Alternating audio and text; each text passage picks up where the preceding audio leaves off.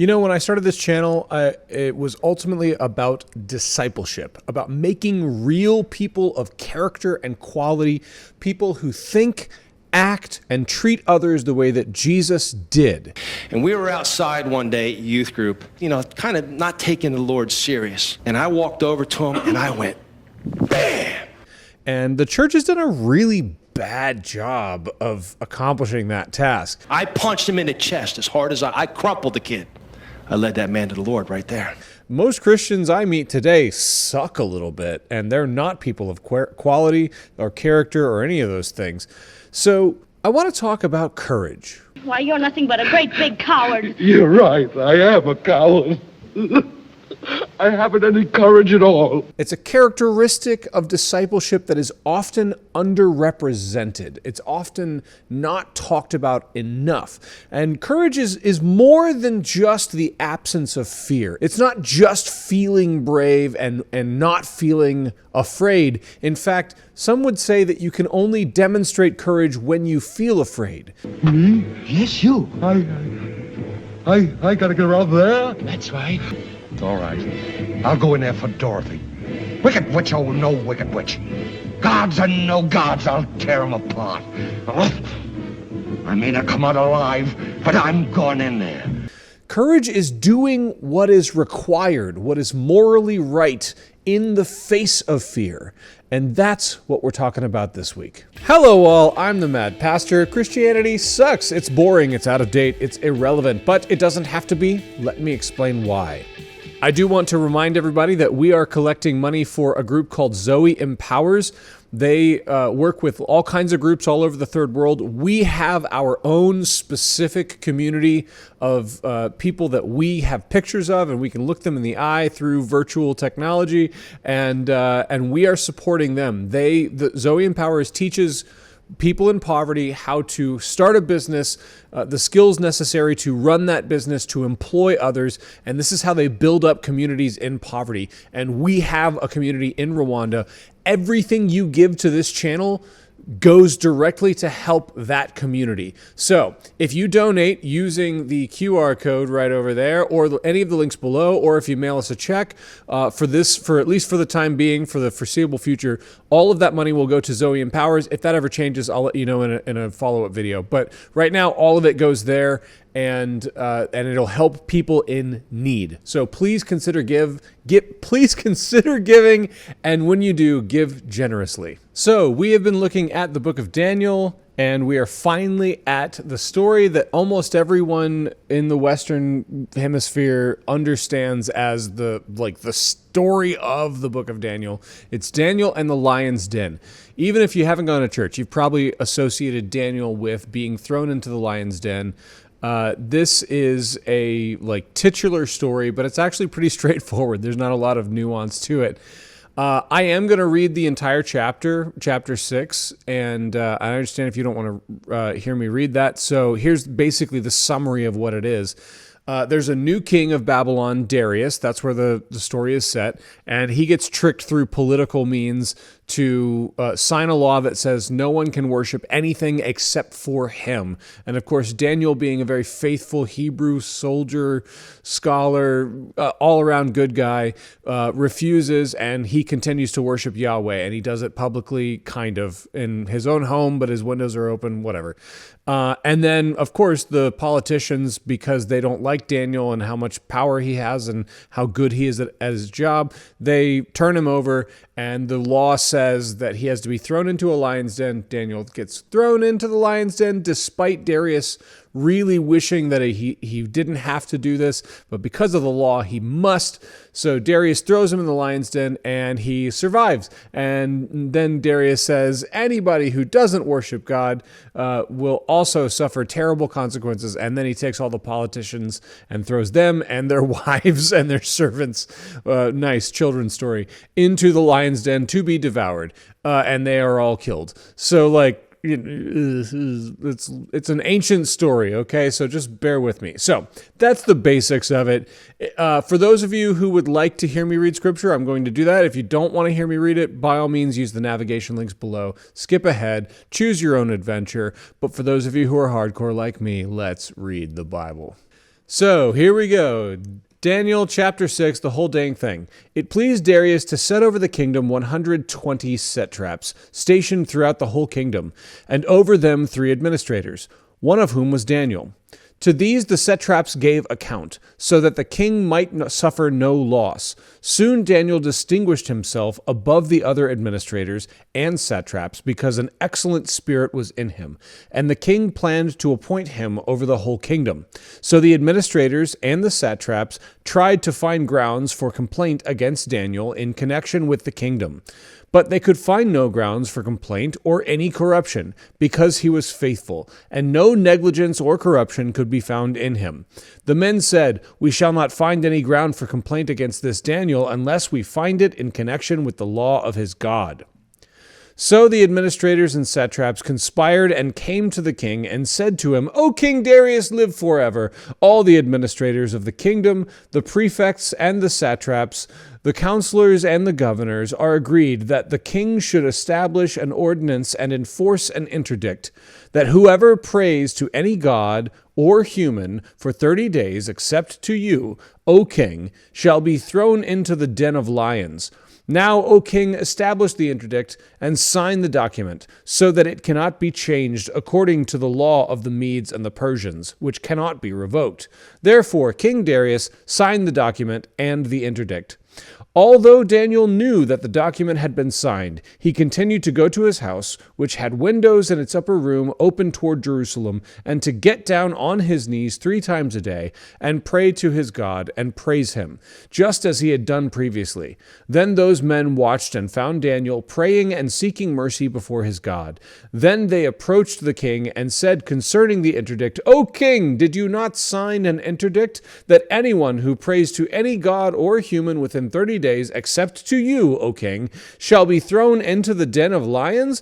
The king answered, "The thing stands fast according to the law of the Medes and Persians, which cannot be revoked." Then they responded to the king, "Daniel, one of the exiles from Judah, pays no attention to you, O king, or to the interdict you have signed, but he is saying his prayers 3 times a day." When the king heard the charge, he was very much distressed. He was determined to save Daniel, and until the sun went down, he made every effort to rescue him. Then the conspirators came to the king and said to him, "Know, O king, that it is a law of the Medes and Persians that no interdict or ordinance that the king establishes can be changed." Then the king gave the command, and Daniel was brought and thrown into the den of lions. The king said to Daniel, "May your God, whom you faithfully serve, deliver you."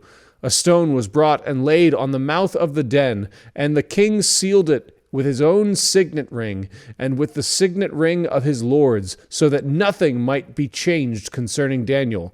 Then the king went to his palace and spent the night fasting. No entertainment was brought to him, and sleep fled from him. Then at dawn the king got up and at first light hurried to the den of lions. When he came near the den where Daniel was, he cried out anxiously to Daniel, "O Daniel, servant of the living God, has your God, whom you faithfully serve, been able to deliver you from the lions?"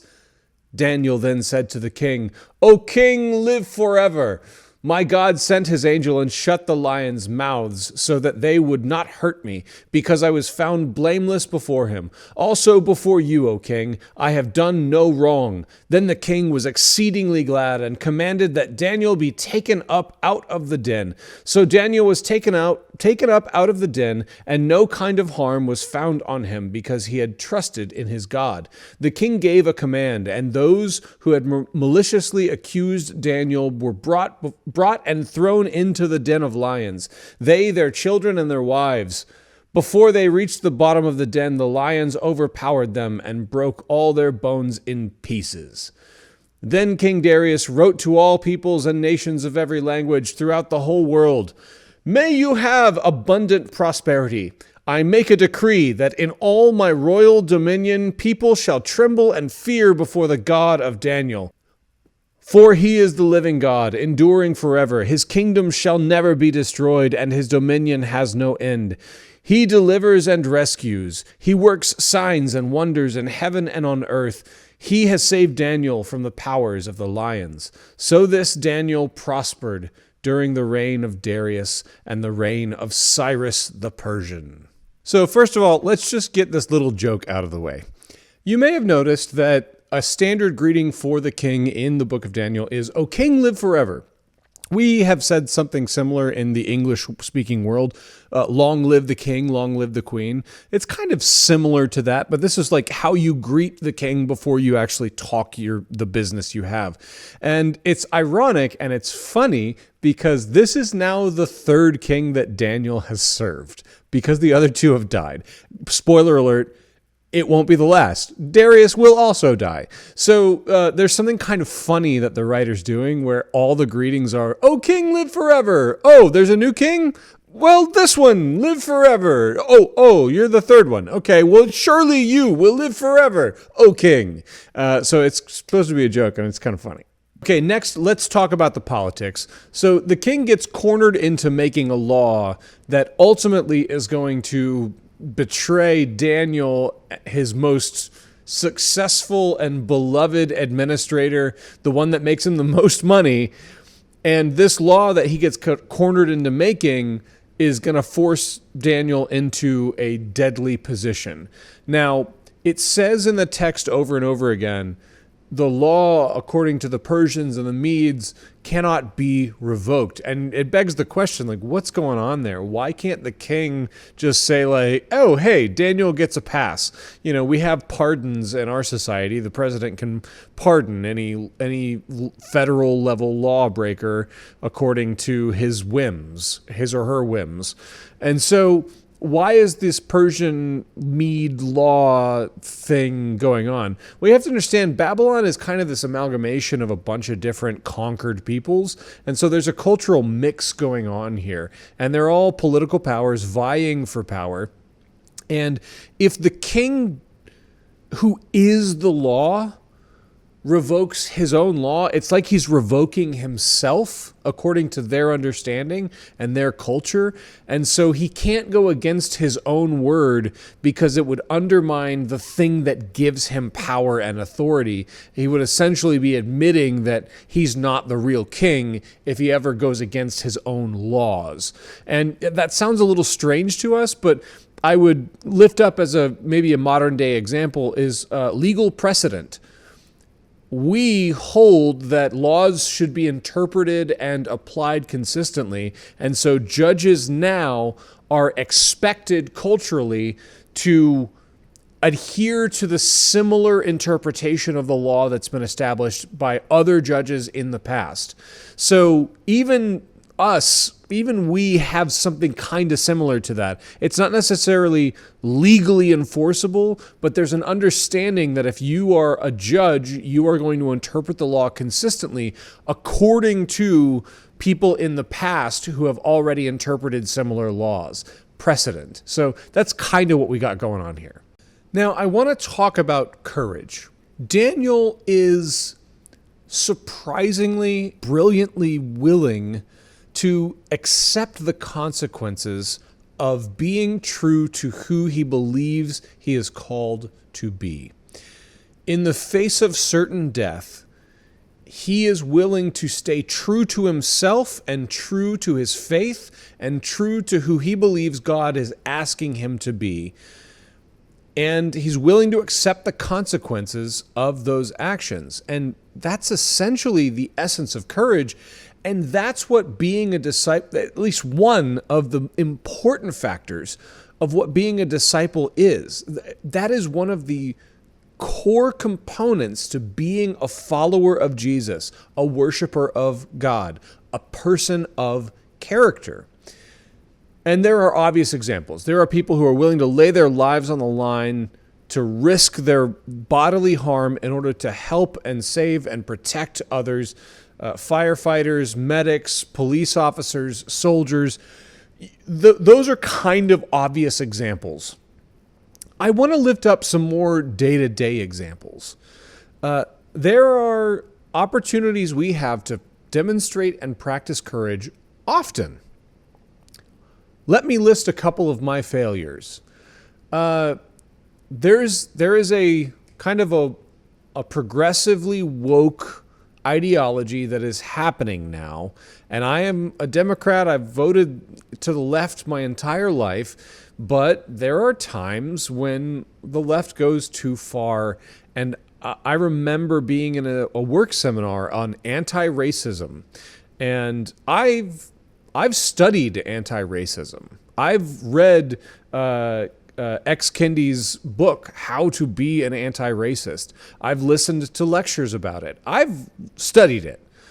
I find it to be trite. I find it to be empty. I find it to be, incompatible with itself. It contradicts itself. Now, if you disagree with me, fair enough. I don't know everything, and I'm not the smartest guy in the world, so fair enough. That's not the point I'm making. The point is, I was in this work seminar where points were being made that I knew were incorrect and wrong, and I chose, quite cowardly, to just keep my damn mouth shut, because it's not worth it. And I don't believe that that's who I am called to be. I did not have the courage of a faithful disciple. Now, I'm not talking about insisting upon my own way, because one of the very likely outcomes that could have happened is I could have spoken up and disagreed, and somebody could have made an excellent counterpoint, and I could have changed my mind and learned something. But this is kind of my point about courage. It's not about standing up and being certain that you're right. It's about taking the risk and accepting the consequences. So if I had bothered to speak up, I may have actually learned something. And I didn't do that because I just didn't want to face the consequences. Now, of course, the opposite could have been true. I could have spoken up and educated people, and there could have been a bunch of voices who were feeling silent and afraid, and they could have been empowered to be themselves too. It could have gone either way. But there are these moments where we believe what we believe, and I'm not saying to be arrogant. I'm not saying to be haughty and insistent upon your point. What I'm saying is, when you genuinely disagree, a disciple speaks up. A disciple of Jesus says what they think is true humbly and accepts the consequences. And we need to become people who are willing to do that, one, and two, a community and a society that allows for that as well without throwing people to the lion's den. We need to be people who disagree well, who allow for people to courageously speak what they believe to be true, and keep humility with you while you do that, by the way. But also a society, communally, who, when there is a dissenting opinion, we don't automatically ostracize and exclude that person. We don't cast them away to be devoured by social media or exposed, death by exposure to the elements or whatever. We need to be a society that says, oh, you have a different opinion? Please, by all means, speak up. Do it respectfully and politely, but speak up. We're curious to hear what you have to say. And we've just lost those things. And being a disciple means being people who function and treat each other that way. That's how Jesus treated his dissenters, except for the people who were doing all the excluding. All the Pharisees and the Sadducees and the people who were being super legalistic and throwing people out and making sure that they maintain control, those are the only people that Jesus was pretty mean to. So everyone else who had an unpopular dissenting outlook on life, Jesus was kind and accepting and receptive to. So let's not be hyper woke. Let's be progressive. Let's be kind and empathetic, but let's not be this hyper, ultra, alt, lib, whatever. Let's not be people who exclude other people. On the other hand, let's be people who speak our minds, but let's do it with humility. Let's do it humbly. Let's do it respectfully. Let's not insist upon our own way. Let's not disagree to the point where we're excluding everyone else because they're too stupid to understand. Let's be people who can disagree well, who can courageously speak our minds and accept the consequences and maybe learn something. So, I've been the Mad Pastor. This has been Daniel in the Lion's Den. I hope it's an unexpected and fun twist on that story, and it ultimately, I hope you will be a person and a disciple of courage. May the Lord bless you and keep you. May the Lord make his face to shine upon you and be gracious unto you. May the Lord lift up his countenance upon you and give you courage. Amen.